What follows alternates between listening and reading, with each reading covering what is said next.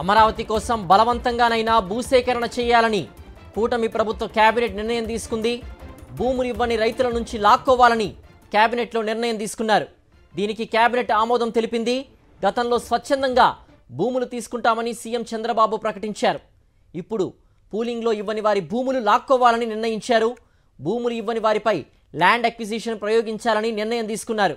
రెండో విడత భూముల కోసం రైతులకు పరోక్ష హెచ్చరిక పంపుతోంది ప్రభుత్వం.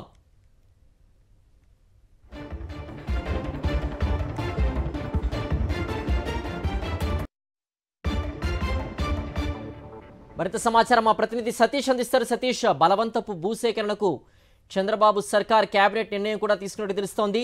దీనికి సంబంధించిన పూర్తి అప్డేట్స్ ఏంటి సతీష్? సార్, ఆంధ్రప్రదేశ్ మంత్రివర్గ సమావేశంలో ఈ రోజు రాజధాని భూసేకరణ చేపట్టాలని నిర్ణయించారు. వాస్తవానికి ఇప్పటివరకు రైతులంతా కూడా స్వచ్ఛందంగానే భూములు ఇస్తా ఉన్నారు. అమరావతికి 33,000 ఎకరాలు స్వచ్ఛందంగా రైతులు భూములు ఇచ్చారని ప్రభుత్వం చెప్తూ వచ్చింది. అంతేకాకుండా గతంలో భూ సమీకరణ ప్రారంభించినప్పుడు ఎవరి దగ్గర కూడా బలవంతంగా తీసుకోవాలన్న అంశాన్ని కూడా వెళ్ళింది. కానీ దానికి విరుద్ధంగా ఇప్పుడు సుమారుగా ఒక 1800 ఎకరాలకు సంబంధించినటువంటి భూములు రైతులు ఇవ్వలేదు. వివిధ దశల్లో అవి కోర్టు కేసులు కూడా కొన్ని ఉన్నట్టు పరిస్థితి ఉంది. ఇప్పుడు వాళ్ళందరి దగ్గర ఎలాగైనా సరే బలవంతంగా అయినా సరే తీసుకోవాల్సిందే. సో ల్యాండ్ ఎక్విజిషన్ యాక్ట్ 2013 భూ సేకరణ చట్టం ఏదైతే ఉందో ఆ భూ సేకరణ చట్టాన్ని ప్రయోగించి ఈ 1800 ఎకరాల భూములు కూడా సేకరణ చేపట్టాలని కేబినెట్ నిర్ణయించింది. అమరావతి పనుల కోసం ఆ ఎస్పీవి కూడా ఏర్పాటు చేయాలని వాళ్ళ కేబినెట్ లో నిర్ణయించారు. పలు సంవత్సరాలు భూ కేటాయింపులు చేస్తూ నిర్ణయించారు. ముఖ్యంగా భూ సేకరణకు సంబంధించి దీంట్లో ఒక నిగూఢమైనటువంటి భవిష్యత్తు వ్యూహం దాగి ఉంది రాష్ట్ర ప్రభుత్వంలో. ముఖ్యంగా ఆ వ్యూహం ఏంటంటే రైతుల నుండి మరింత భూములు లాక్కోవడానికి ఇదొక పరోక్ష హెచ్చరిక, ఒక పరోక్షమైనటువంటి బెదిరింపు ధోరణిని ప్రదర్శిస్తోంది ప్రభుత్వాన్ని మనం భావించవచ్చు. ఎందుకంటే ఇప్పటికే 45,000 ఎకరాలు రెండో విడత భూ సేకరణ చేపట్టాలని నిర్ణయించి దానికి రైతులంతా కూడా తీవ్రంగా వ్యతిరేకించారు. ఆ భూ సేకరణ ప్రతిపాదన కేబినెట్ వరకు కూడా వచ్చి ఆగిపోయింది. ఇప్పటికే ఇచ్చినటువంటి 54,000 ఎకరాల భూములు ప్రభుత్వ ఆధీనంలో ఉన్నాయి. అందులో 33,000 ఎకరాలు రైతులు ఇచ్చినటువంటి భూములు ఉన్నాయి. ప్రభుత్వ భూములతో కలిపి ఇన్ని భూములు ఉన్నా సరే వీటిని అభివృద్ధి చేయకుండా మళ్ళీ రెండో విడత భూ సేకరణకు వెళ్ళడం పట్ల విమర్శలు వచ్చాయి. సో ఆ నేపథ్యంలోనే ఇప్పుడు రైతులు ఎవరైనా సరే మీ భవిష్యత్తులో వీటిని తీసుకుంటామన్న అంశాన్ని ఒక సంకేతాన్ని ఇవ్వాలి. రైతుల్ని ఆ బెదిరింపు ధోరణి రైతుల పట్ల ప్రభుత్వం వ్యవహరించాలన్నటువంటి ఆ విధంగా కనిపిస్తుంది.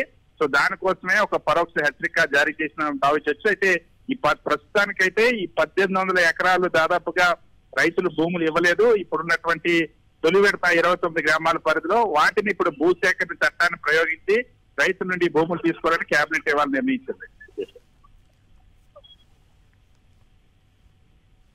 సతీష్, స్వచ్ఛందంగా భూసేకరణ చేస్తామంటూ చెప్తూ వస్తున్న ప్రభుత్వం మీరు అన్నట్లుగా బలవంతపు భూసేకరణను మళ్ళీ చేపట్టాలనేటువంటి నిర్ణయం తీసుకోవడం పట్ల కూడా రాజధాని రైతుల నుంచి ఎలాంటి స్పందన వస్తోంది? దీనికి సంబంధించిన వివరాలు ఏంటి సతీష్?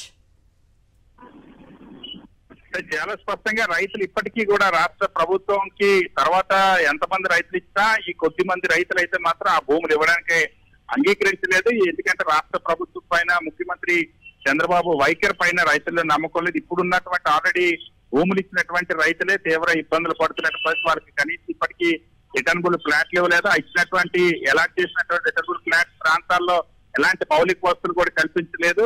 ఈ రైతులు శాసనసభలో కూడా రైతులు తీవ్ర ఇబ్బందులు పడుతున్న విషయాన్ని తెలుగుదేశం పార్టీ బీజేపీ ఎమ్మెల్యేలే ప్రస్తావించినటువంటి పరిస్థితి. ఇంకోవైపు రైతులు తెలుగుదేశం పార్టీ అనుకూల మీడియా దగ్గరికి కూడా వెళ్లి మమ్మల్ని సిఆర్డీఏ మంత్రి నారాయణ చంద్రబాబు మోసం చేశారన్న విషయాన్ని చెప్తున్నటువంటి పరిస్థితి. ఈ నేపథ్యంలో ఆ రైతులు ఎవరు కూడా భూములు ఇవ్వడానికి ముందుకు రావడం లేదు. అందుకోసమని ఖచ్చితంగా బలవంతంగానైనా భూసేకరణ చేపట్టాల్సిందని డిసైడ్ అయ్యారు. సో అందుకోసం ఇప్పుడు భూసేకరణ 2013 భూసేకరణ చట్టాన్ని ప్రయోగించాలని నిర్ణయించారు. గతంలో ఈ విధంగానే మీరు ఇచ్చినా ఇవ్వకపోయినా మేము తీసుకుంటాం, భూసేకరణ చట్టాన్ని ప్రయోగిస్తామని గతంలో బెదిరించి చాలా చోట్ల ల్యాండ్ పూలింగ్ చేపట్టిన పరిస్థితుంది.